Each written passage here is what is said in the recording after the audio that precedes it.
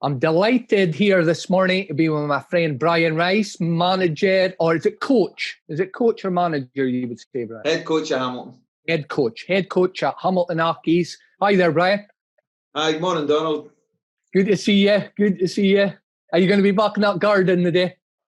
I'm looking out the window just now and it's raining, so thankfully no. Brian, it's great to have you on because I would love to chat with you about your experiences as a footballer, who influenced you as a player. I know you've played under some great managers and characters, but also how you developed your coaching philosophy and how you see the game, because I know you've got quite a, you've got a great way of seeing the game and how you want your teams to play. So could you tell us a little bit about, your playing career to start off? How did you fall in love with the game for a start? Oh, I've always loved football, As far as you can ever remember, you've got a ball in your hand and you're kicking it about at school after school and playing with the local teams. And I was at Celtic as a kid. I actually got released the same day as Pat and Evan. The two of us got released the same day, yeah.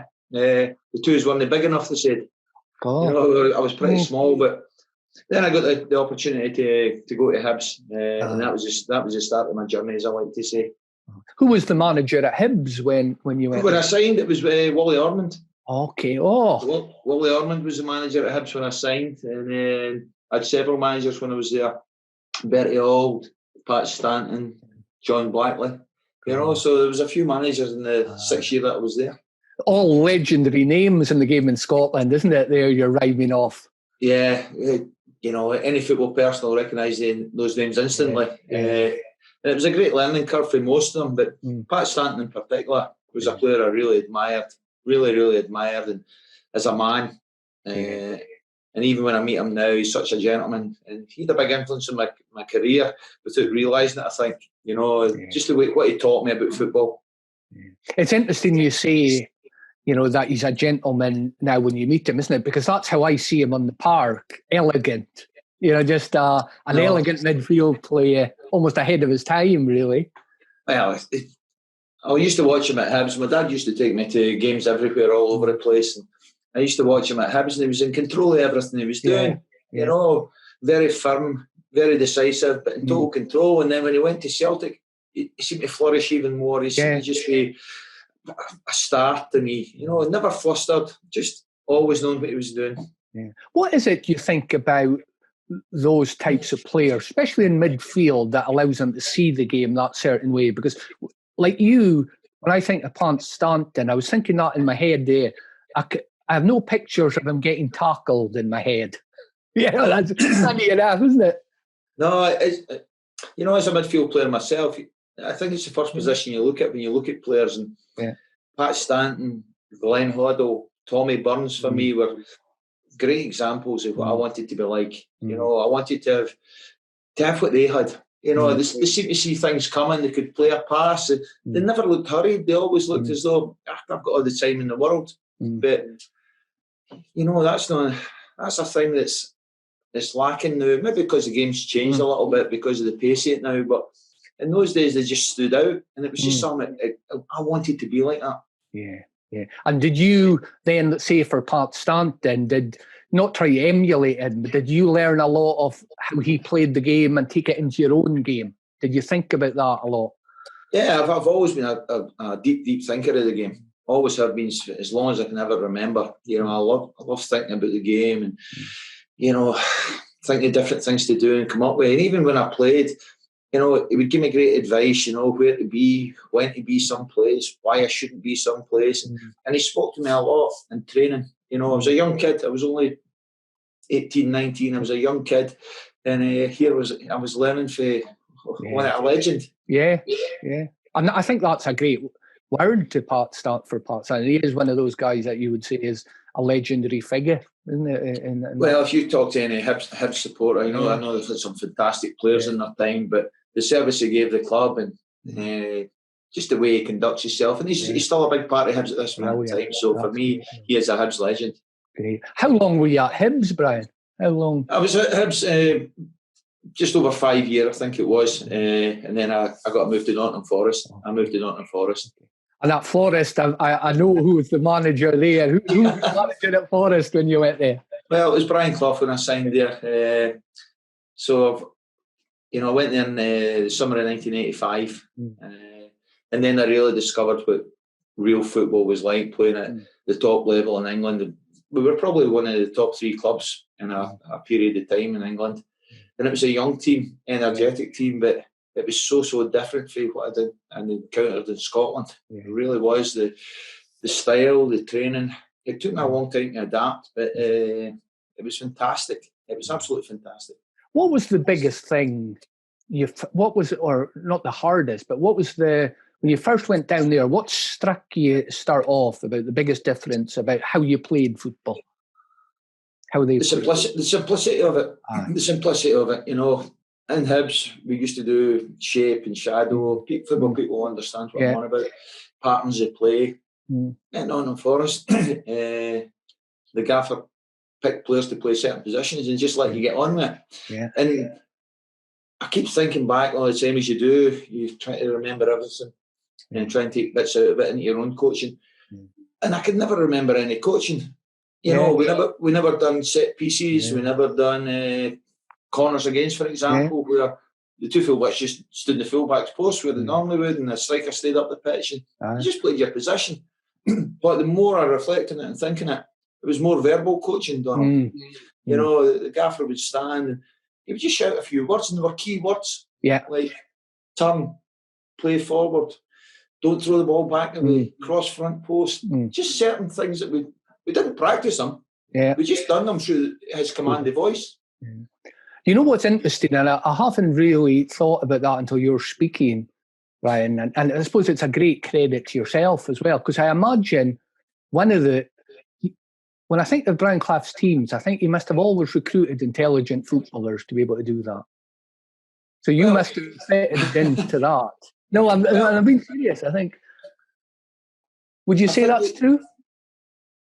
Yeah, I think so. I think he had an idea. He knew exactly what he was doing, exactly the type of player he needed for each position. And you were never asked to do something you couldn't do.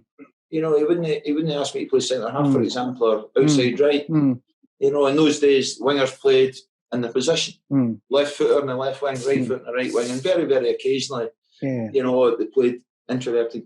I think Graham Taylor was the first when he was at Watford playing John Barnes on the right, coming in on his left. But that's a side issue. I didn't realise that, though, if that was the first time. And that's it's the first time I can ever remember. Not a normal. And I just think that, it got players to bond and play as a team. And we all knew the principles of what he wanted. Without practice, the biggest thing is we never ever practiced it. And I mean never. People ask me about the coaching, what was special about him.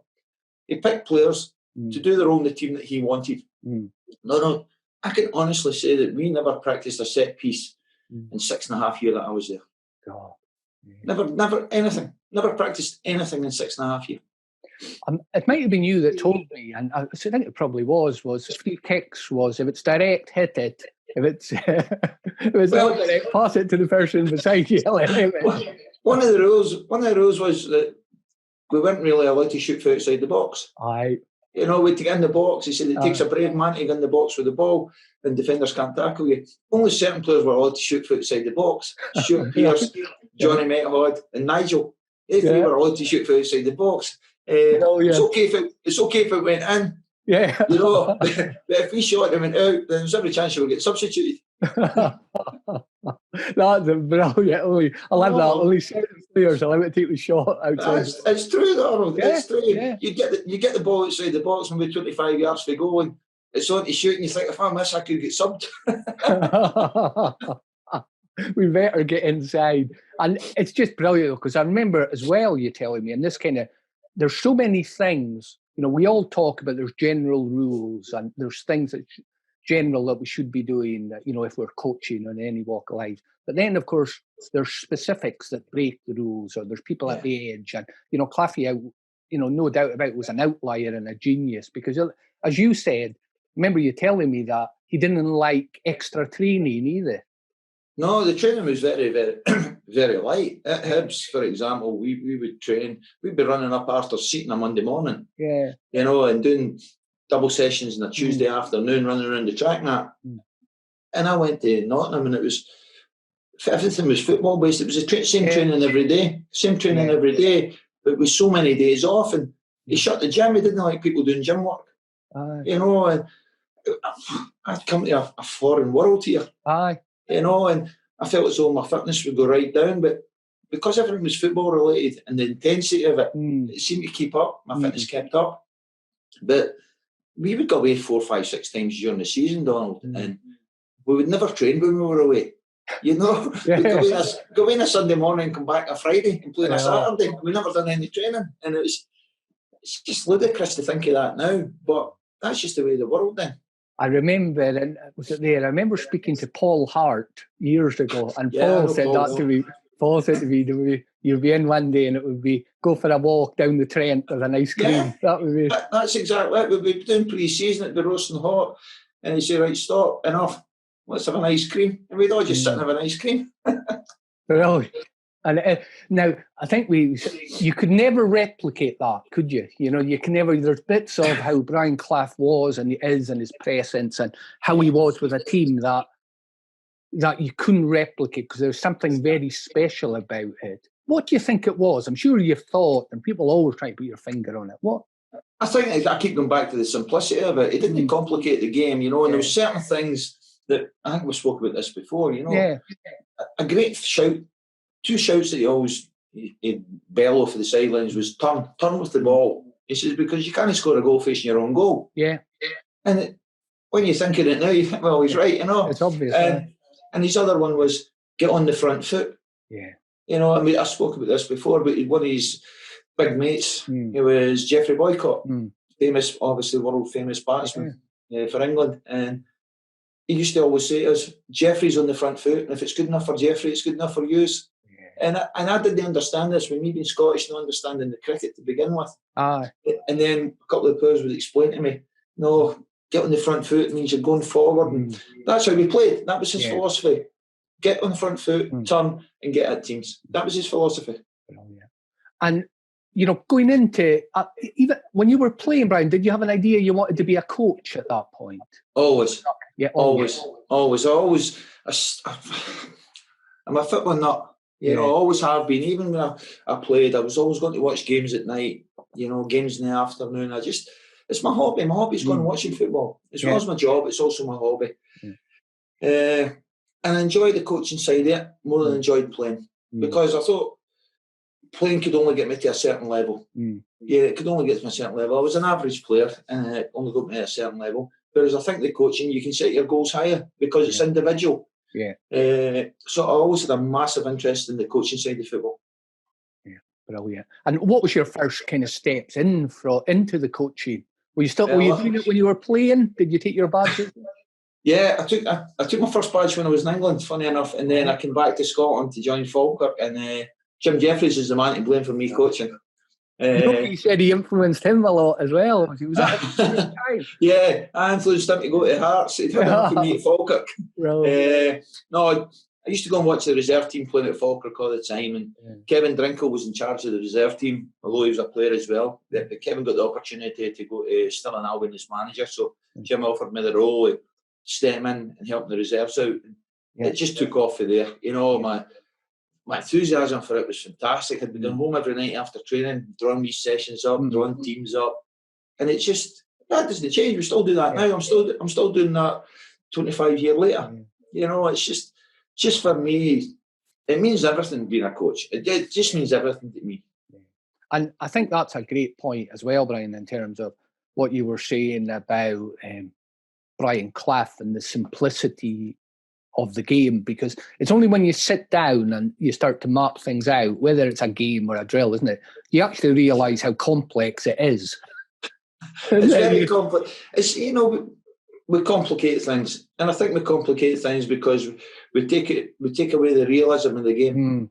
You know, I think when I sit now and I look at it, right, what happens in the game, right, and I try to do my coaching for their points. You know, what happens when we get the ball in the middle of the park, for example? What normally happens? Yeah. You know, and try and replicate that in my coaching. Yeah. You know, we spoke about before the purposeful training. Yeah. You know, replicate things that actually happen in a game. Don't make things false. And get to a stage that you can do it, and then do it under pressure. Because in a game, you have to do things under pressure. Yeah. You need to make things realistic for the players. And you've got to try and motivate the players. Motivate them by your sessions. Motivate them by your enthusiasm. Yeah. Because that's all I look for back. I just look for enthusiasm. And see, can they self-motivate themselves to do what I want them to do? Yeah. Yeah, that's great. And that enthusiasm, that energy, and of course that takes people with you, isn't it? That's the that's the key to everything. Yeah. That's the key to everything. Natural enthusiasm. Yeah. You know, the first time I ever heard it was Bill Shankly talking about it. He said natural enthusiasm, you've not got anything. Yeah. And it's so true, and it's so simple when you think about it. Yeah. And do you adopt that philosophy again from Brian Clough? I know how, and I've heard you speaking about this, about wanting your teams to be on the front foot. Yeah. Philosophies are a very difficult word. Yeah. You know, it's great to say we're going to do this and going to do that, but you play certain games that you just can't do that because you've not got enough of the ball. Yeah. So my philosophy is try and get a team on the pitch that's going to win. You know, install that in their mindset that, you know, be the underdog mentality that Yogi always spoke about to me. To be the underdog is a great advantage. Yeah. You know, and if you can use that advantage to go into the lion's den, as we say, then it's fantastic to have that belief in your teammate beside you. And that's all I want my teams to do. Go and try and win a football match. Yeah. I've never set up a team to go and defend, to sit in. I would rather lose by trying to win. Yeah. You know, and I've sort of got that in my own life, you know. Oh, just go for it. Let's just go for it. Why not? So I was going to ask you, do you think players prefer playing that way? No, definitely. You know, it's the expression we use quite a lot. You know, we try to build things into the middle of the pitch, but see, in the last third, go and express yourself. When you go in the last third, because other teams aren't going to score against us in the last third, I would take it a step back. I would take it, see for the middle to front, on you go. Go. You're here because you've got talent. I'm just trying, it's my job to nurture that talent. To give them the knowledge I've built up over the last 40 years to make them better players and better people. And to me, that's my job, and to create a pathway for these young players, especially at Hamilton, where it's the youth that we're trying to grow all the time. So my job to me is quite simple. I've got the raw talent. Can I develop that? And it's a great challenge. It's one I relish. And that's explicit at Hamilton, isn't it? It has been over the years, like we're going to take young players and we're going to give them an opportunity in the first team. It's fantastic for me because I see hunger in these players. I see the hunger. And these players have got an advantage over certain other clubs where they know that the opportunities will be there. If they can rise to the challenge and they can put the effort in and the commitment in and just do what they're good at and want to improve. The biggest thing is wanting to do it. I can put all the sessions on in the world. I can do all the stuff that they want to do. But they need to put the effort in. You know, but I've got to lead it. And it's my enthusiasm. I can't wait to get in every morning.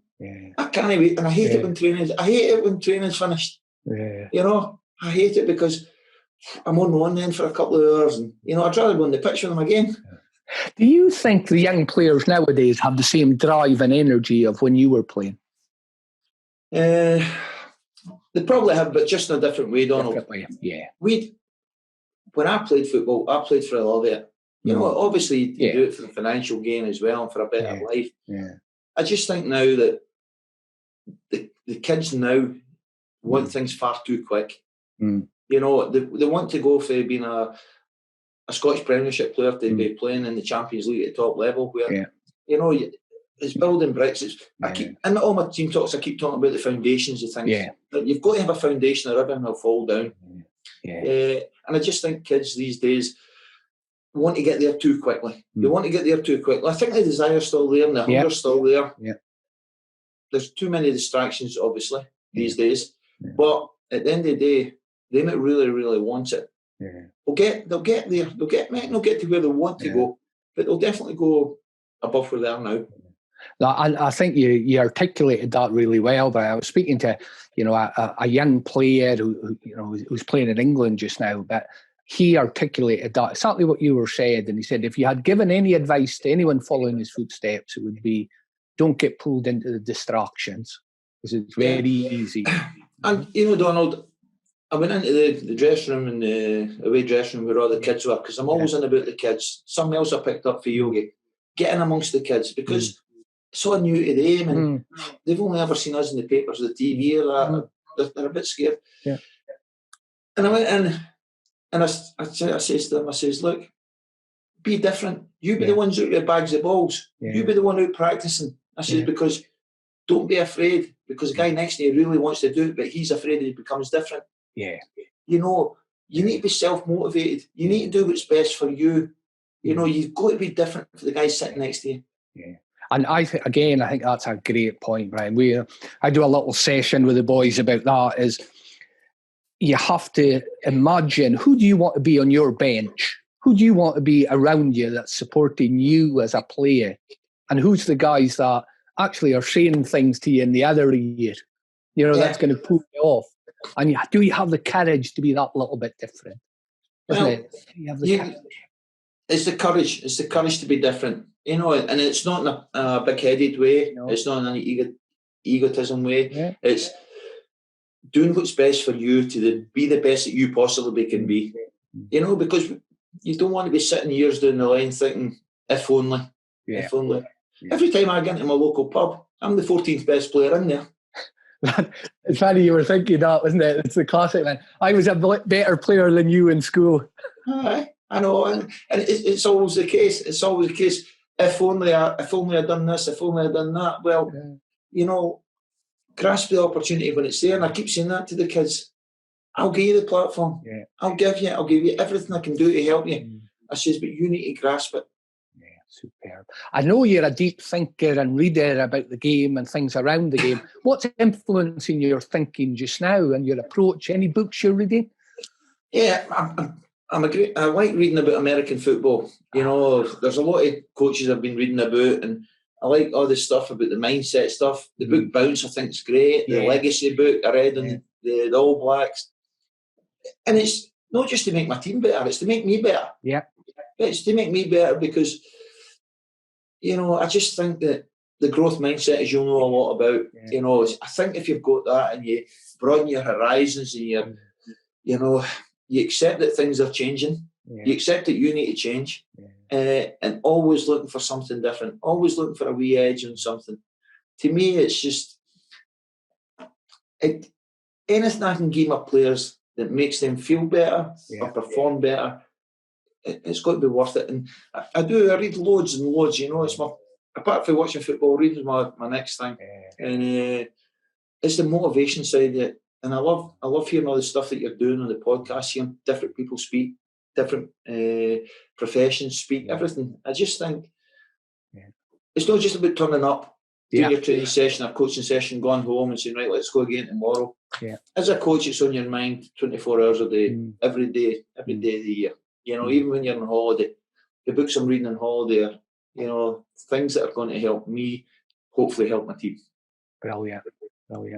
It's the growth mindset's an interesting one as well. So, because I think I said to you that I've had a guy saying to me about, and I wasn't even sure at the time if he was joking or not.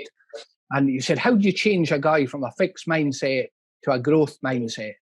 And I said, have you read Mindset by Carol Dweck? And he says, no, could you summarise it in 3 sentences? And I think, I don't know, that you probably was tongue-in-cheek, but I think what you were describing, you have to be able to go and explore and put the efforts in. And more than anything else, I think you epitomise it. What you're saying is you have to go and apply it to your own world, isn't it? Of course you do. I think, Donald, coaches, we're heavily criticised. Yeah. We're heavily criticised because at the end of the day, the football supporter looks at the result. You get a few look at performances above results or as well as result. So you've got to take that on board, and you've got to admit sometimes you get it wrong. But getting it wrong isn't always failure. Getting it wrong inspires you to go and get it right. You know, and I keep watching kids coaching themselves, and if somebody's right-footed, they keep practicing with their right foot, because it's easy, because it's dead easy. Yeah. And you'll get the occasional ones that will start practicing with their left, but because they can't see any improvement, then they stop doing it. It's the ones that keep doing it and keep doing it. They're the ones that will kick on. Yeah. You know, and to me, we've all got to kick on. We've all got to have goals at the end of the day. We've got to have goals, whether you're a young coach or whether you're an old coach. Or we've loads of good young coaches in Scotland. Yeah. I've seen them when I work with the SFA. I see them coming through, and that inspires me as well. Yeah. You know, that gives me ideas. I take some of their sessions, take it home, and sit and draw wee bits and bobs into it to adapt it to myself. So, you know, I go to every game that I can go to, and somebody will say to me, well, why were you there last night? Well, there might be a young kid catching my, there might be a free kick I see, there might be something I see. If I'm not there, I can't see it. Yeah. You know, and it might be just be that one thing that changes my season. That's brilliant, Brian. I totally agree. You know, doing the SFA coach education that, you know, we both do. I think I've seen a huge growth in the interest in coaching.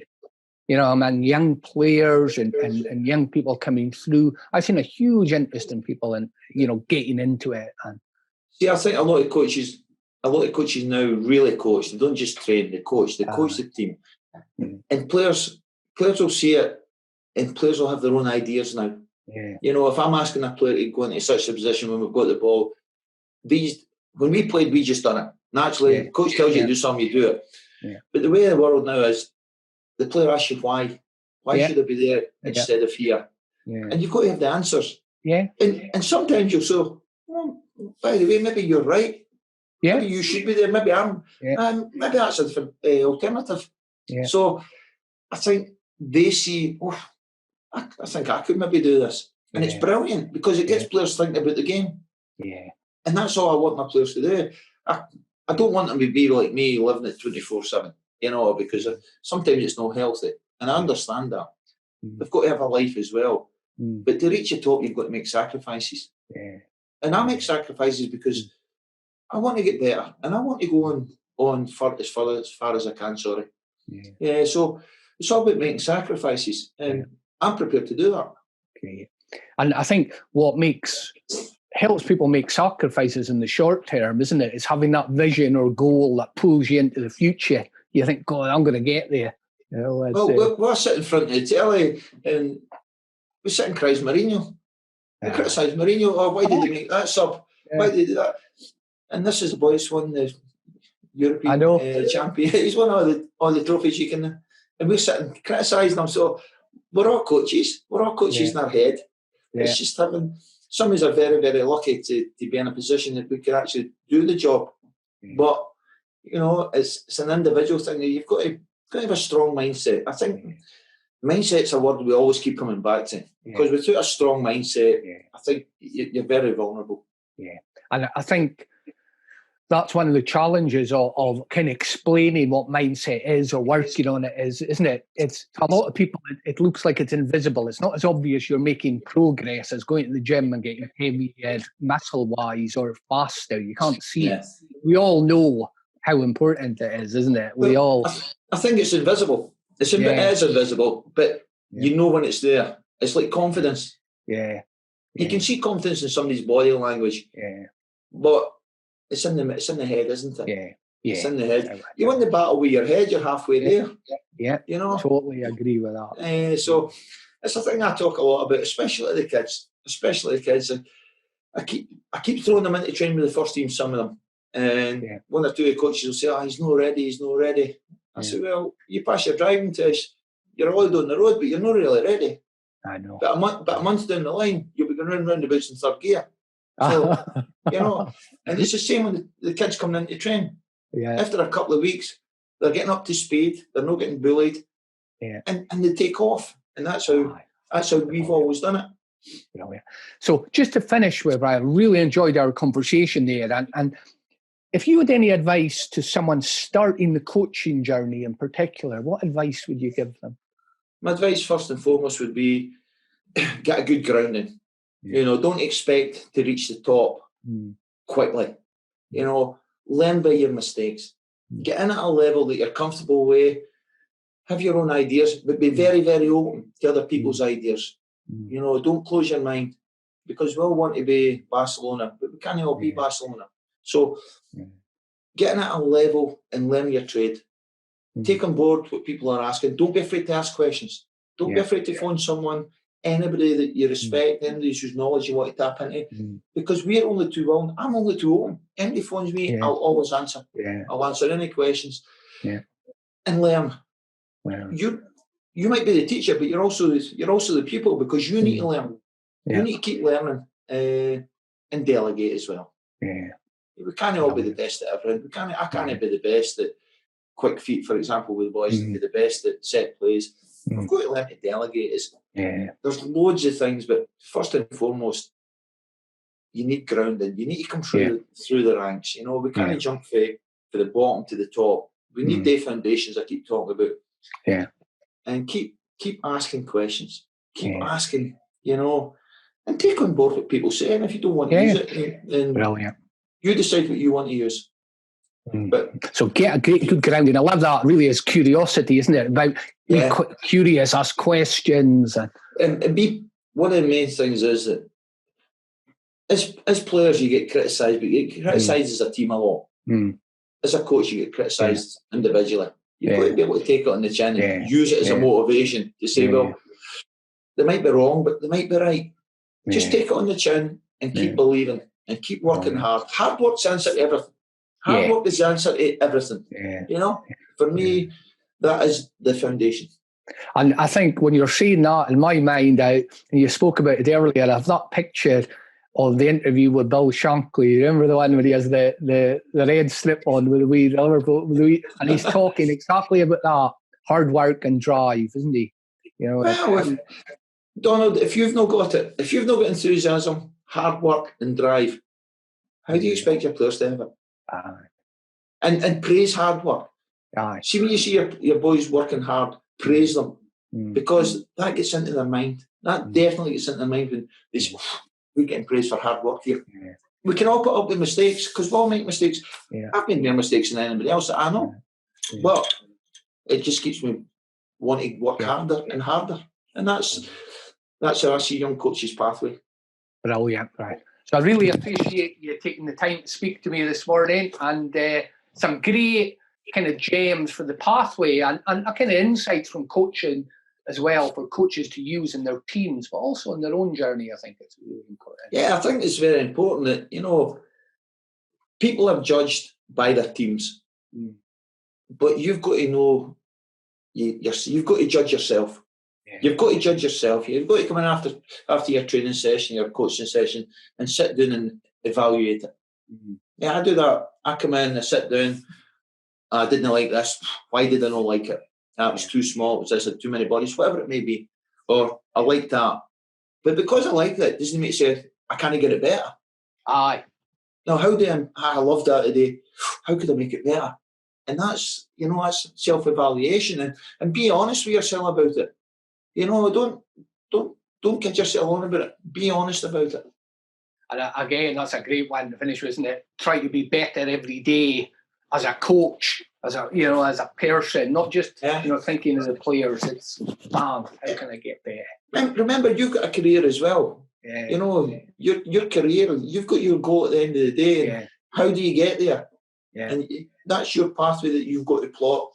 You know, so like I say, with many, many good young coaches, and I just hope it's been helpful. It has. I'm sure it will. I'm sure there's lots of gems there. But great to speak to you, and I'll see you again soon, Brian. Cheers, Donald. Thank you. Bye. Bye.